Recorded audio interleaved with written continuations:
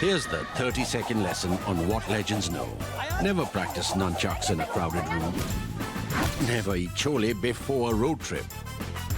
Always take your shirt off before you iron it. Don't take a call near a swimming pool. And don't forget, saving is not investing. Legends don't just save, they invest in mutual funds. Mutual fund investments are subject to market risks. Read all scheme-related documents carefully. 30 years ago to date, or almost to date, it happened in 26 December, which happened to be a Sunday this year.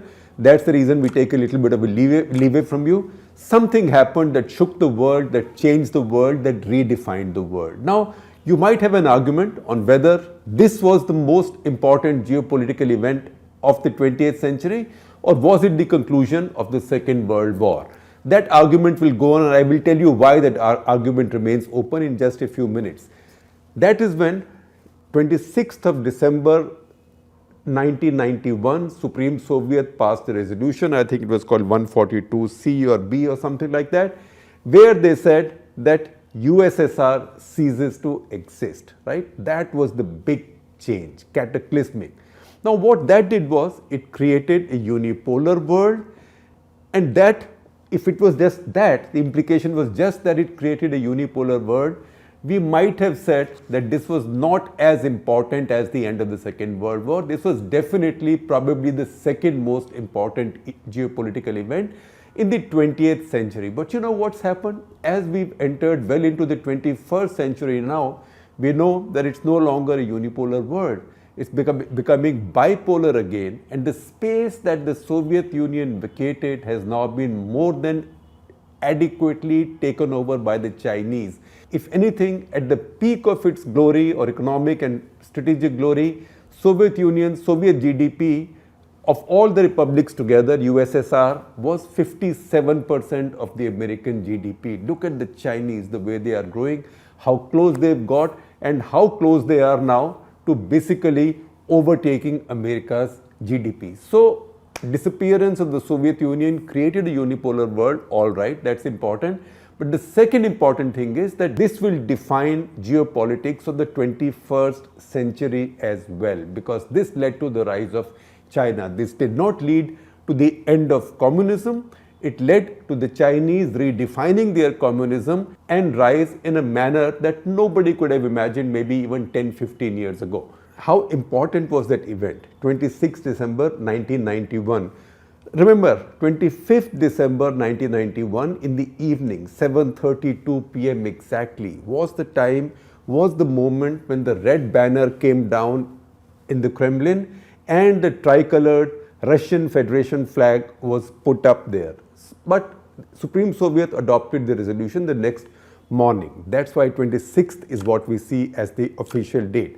Now, and Vladimir Putin, who's now lasted longer already than Gorbachev, Mikhail Gorbachev and Boris Yeltsin put together, right? And he still seems to be going strong. There is no challenge to him, at least doesn't seem to be a challenge to him. And he doesn't even have the party to worry about also. There is no Politburo, nothing that can question him or where there is voting. Now, he spoke to his own state TV earlier this month. And how did he describe this event? Please listen to his words. He said, and I quote, "The breakup of the Soviet Union was the collapse of a historic Russia." So he is now linking the Soviet Union to the history of imperial Russia. He's not just looking at the collapse of the Soviet Union that Lenin, Stalin, the Communist Party, CPSU created. He says, the breakup of the Soviet Union was the collapse of a historic Russia. We lost 40% of the territory, production capacities and population. We became a different country. What was built over a millennium is 1,000 years. What was built over a millennium was lost to a large extent. That is how importantly he sees it, and his people and his followers even think that is the view of Putin as well, that say Russians and Ukrainians are the same people, that unnecessarily Lenin was too kind to the Ukrainians. He gave away too much of the Russian lands and allowed the creation of a Ukrainian republic. In an earlier CTC, we had told you that Ukraine, there were long periods of time when Ukraine was not a sovereign nation. It's a fairly recent sovereign nation. So he reflects that point of view, and you see some of that playing out currently in the tussle between NATO, America on the one side, on the one hand, and Putin's Russia on the other, with Ukraine caught in the middle, especially eastern Ukraine. In fact, earlier this month, again, Vladimir Putin speaking out had said that, look, we have strategic interests in Ukraine, East Ukraine, we have a role to play. We ask NATO and the Americans, one, to keep Ukraine out of NATO, not to admit Ukraine to NATO, and second, take their missiles away and not to play in this playground, which is our playground. So that legacy continues. So in fact, in 2005, Putin had called it greatest geopolitical catastrophe of the 20th century, because he really wants to restore the Soviet glory. He never says it, but you can see that he really wants it, because given the power he has, wouldn't he want to control a much bigger nation and a much bigger global power, instead of being the deputy superpower to the Chinese, which is the situation right now. Now, how did this come about? Now everybody says 30 years, but 30 years didn't happen all of a sudden. Some people think it happened all of a sudden, and three leaders of the old Soviet Union from various parts of the old Soviet Union, they decided to go to some place, have a nice meal, drink a bunch of whatever they drank, vodka, brandy, cognac, whatever, and at the end of it decided to break up the republic. These three people, literally something like that did happen, because someone has to hammer the last nail in the coffin. These were Leonid Kravchuk, then the leader of Ukraine, Stanislav Shushkevich, then the leader of Latvia, and Boris Yeltsin, then the leader of the Russian Federation. So three of them got together and they decided one day, they were the leaders of what was then called Russian Soviet Federative Socialist Republic, RSFSR, Ukrainian Soviet Federative Socialist Republic, and Belarusian Soviet Socialist Republics. Now these three had become leaders of these quasi-republics already, and they signed up to say that they were dissolving the Soviet Union. When that happened, Gorbachev was sitting in Kremlin, lonely at the top. This was 8th of December 1991.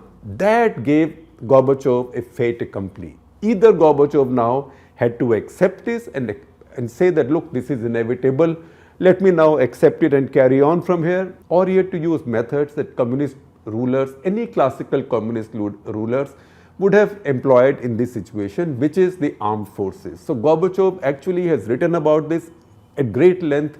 Gorbachev writes, I still regret that I failed to bring the ship under my command to calm waters. I failed to complete reforming the country. Now there is much debate about how did this reform lead to break up the Soviet Union, and we'll talk about that. In fact, when this happened, Narasimha Rao had made that famous or infamous statement when in the middle of 1991 a failed coup had taken place on behalf of the old communist stalwarts, hoping to get Gorbachev out and restore the old tough communist system. That failed, but as that happened, there was some excitement among old friends of the Soviet Union, and even Narasimha Rao, persuaded then by his MEA, it seems, or his diplomats, he had made a statement in parliament, our parliament, he was prime minister then, that what's happened in Moscow is a warning to reformers in a hurry. Now that coup got overturned, but in a way, how Soviet Union turned out maybe was a warning to reformers in a hurry, because you have to be careful when you shake an old tree, because if you shake it too hard, sometimes it can fall on top of you. That's what happened with Gorbachev. Now to understand how we got there, it's not as if these three men got drunk and decided one evening. Yeltsin in any case was probably more dangerous when he was sober. So these people took a decision at one point, but by that time a lot had happened over the previous 3 decades, or at least 2.5 decades. What had happened was between 1972 or 1973 to 1982 is what Gorbachev defined as the era of stagnation. That is when the Soviet economy, Soviet Union's economy, began to stagnate. There was a reason for that, because Leonid Brezhnev was an old-time communist. He was also somebody who believed in the large state, mega industry, so heavy industry, large agriculture. So he continued focusing on agricultural growth and big heavy industrial growth and forgot consumer goods, because when a country of about the population of the US at that point, the large country, or in the same ballpark, reaches a total GDP which is 57% for the US, its people have consumer needs, and it is consumer goods that can also drive your economy. But he continued to focus on agriculture and heavy industry, which was the old communist thinking, or communist old think, if I may use that expression, and that led to an economic stagnation. So see the economic figures, economic growth figures in the Soviet Union in those 25 years. So 60 to 65, and I will give you the data that's from the CIA, but before you accuse me of taking data from CIA and maligning the Soviet system or a communist system, I will also give you comparable data that the Soviet administration has given. And you can see that it's the same data as the CIA with 2 percentage points added, right? Those are grace marks maybe that you give to yourself when you mark your own papers in an exam. So 60 to 65, the CIA has given the Soviet Union a growth rate of 4.8% GDP growth rate, not too bad for a country that size, for an economy that size, but the Soviet Union itself said 6.5. So I told you 2 percentage points extra, just add that over CIA, and I will read them all for you, and these will appear on the screen also. 65-70, CIA said 4.9, Soviet Union said 7.7, again about add 2 percentage points. 70 to 75, CIA figures came down to 3%, and that is when the stagnation started, 3%, and even the Soviet figures have come down by 2 percentage points, so they are at 5.7%. So even Soviet official figures, Communist Party figures also acknowledge that decline in the growth rates. Then you come to 75-80, it is 1.9% the CIA data, 4.2% the Soviet data. The Soviet data also shows that the economy is declining, and 80 to 85, 1.8, and even the Soviet Union is saying 3.5, so again declining. So every 5 years Soviet economic growth has declined. So when Gorbachev took over in 1982, when his predecessor, that is Konstantin Chernenko, died in harness, that is when he said that we've had an era of stagnation and we have to get out of this stagnation. And he thought the way to get out of this stagnation was, one, to open up the economy. So he started perestroika or restructuring, and also open up some freedoms, allow some freedoms. So glasnost or openness came in. Now, see what Xi Jinping has done on the other hand.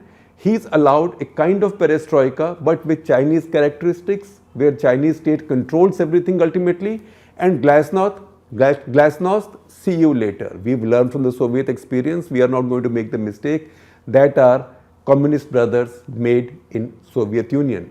As a result, the Chinese Communist Party has, their rule or their reign has already lasted 3 years longer than the Soviet Communist Party, which was the mother Communist Party. It doesn't look like that rule is going away anywhere in China. Now the immediate events, I told you about this meeting between these 3 heads of quasi-states who declared independence and basically said there is no USSR.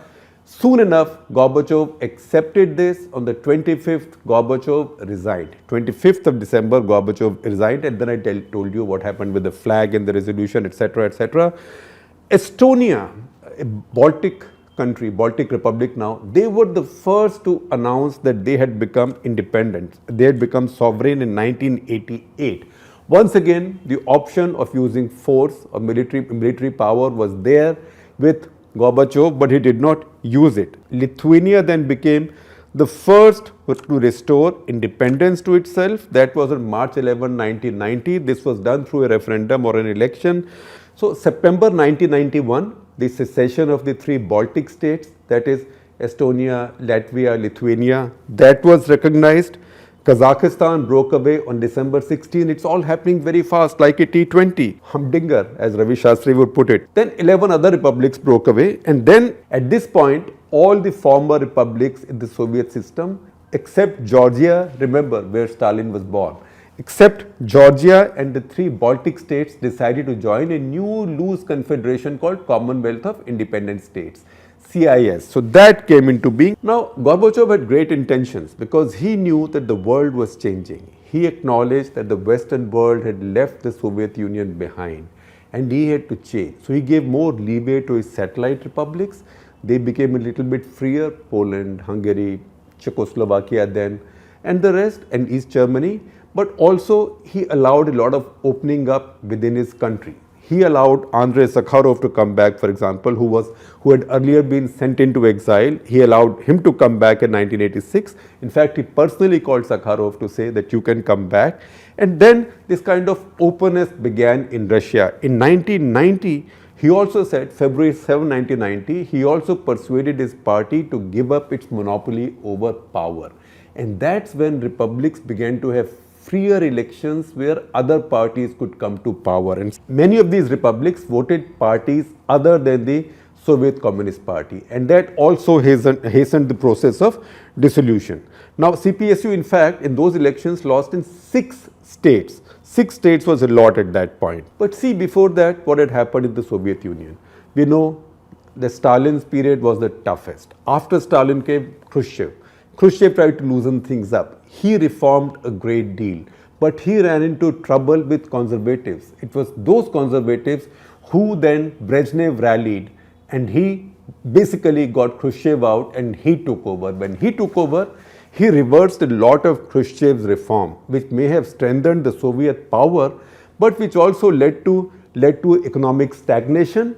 More importantly, it also led to some bad mistakes being made, like the invasion of Afghanistan, which actually allowed the Americans to fight the Cold War in a hot manner, using what they saw as expendable Afghan people right under Soviet Union's most sensitive underbelly. And as Soviet Union got caught in this, the combination of economic stagnation and this warfare expense destroyed the national power, the gross national power of the Soviet Union. So it's not as if Gorbachev suddenly came in and said, all right, I'm calling it a day, I'm an American agent. A lot of people say that, but that is not the case.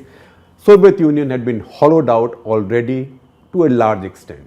Now, I read a lot of other stuff on this because 30 years later, there is a great deal of reflection, there is a great deal of debate. Now, Dmitry Trenin from Moscow Carnegie Center, who we quote often in Cut the Clutter on issues related to Russia because he is a Russia specialist. He said that, look, we saw a lot happening in the Soviet Union, but everybody thought this was unthinkable. And then he says, everything looks unthinkable until it becomes inevitable. And the breakup of the Soviet Union by this time had become inevitable. Now, early on, I had made a mention of China and I had said that I will come back to China. Now see, how come as the Soviet communism declined, Chinese communism did not decline, it actually became stronger. And China did many of the things that Gorbachev may have wanted to do, but failed to do. But the Chinese did it, like opening up their economy, but without having their countries destabilized. So what are the lessons that the Chinese learned from the Soviet collapse? So in China, literally hundreds of research papers have been written on this. I can't read most of them. I might have read some which have been translated or commentaries on some which China experts outside have read.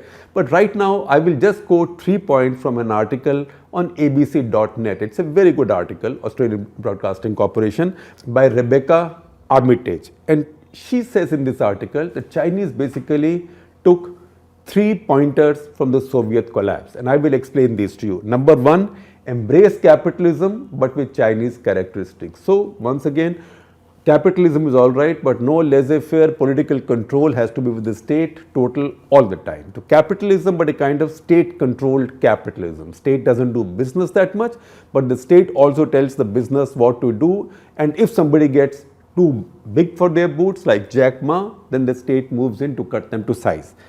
So embrace capitalism with Chinese characteristics. 2, manage the message. So the Chinese think the biggest mistake Gorbachev made was to allow glasnost. So banned books in Soviet Union began coming back, dissidents began to come back, Chernobyl disaster took place, a lot of the open talk about Chernobyl took place. Usually in a communist country, such news would have been hidden, very little would have come out. So the Chinese learned that lesson, so they have firmly, completely, brutally controlled the message, and they still continue to do so. If anything, under Xi Jinping, their control over the message to their own people and message from China to the outside world has become even more tightly controlled. And number 3, most important, watch the periphery. So the Soviet system broke up because things happened in Afghanistan, because things happened in some of their distant republics, things happened in Georgia, Armenia, right, Ukraine. So the Chinese have learned a lesson from that. So they really want to watch their periphery and control the periphery, and that's why you see them acting the way they are in Taiwan, Xinjiang, Hong Kong, Tibet, maybe also keeping track of what's happening in Mongolia, what's happening in North Korea. So the Chinese, 3 lessons they learned. 1, embrace capitalism but with Chinese characteristics. 2, manage the message, so no openness in messaging, state controls the message or party controls the message. And 3, watch the periphery very carefully. And they hope that maybe with that they can become the world's preeminent superpower. That's why there is now the new warfare intellectually and philosophically of the 21st century is between the democracies and the Chinese system. So in fact, when the dissolution process of the Soviet Union had started, I, along with our photographer at India Today, brilliant photographer, late Bhavan Singh, unfortunately passed away a couple of years back, he and I had both gone to the Soviet Union to cover that story in the winter. You can see how cold it was from this picture of ours. And we were also dressed like we were mountaineers because we were so afraid of that minus 28 degrees temperature. And the other picture that you see is with Mr. Alfred Gonzalez, who was our ambassador to the Soviet Union at that point. In fact, it does seem that he was among those who thought that the so-called coup that took place in the middle of the year was going to be successful, because a lot of the Indian establishment was nostalgic about the Soviet system when they could call Politburo members like that and get stuff done for their country.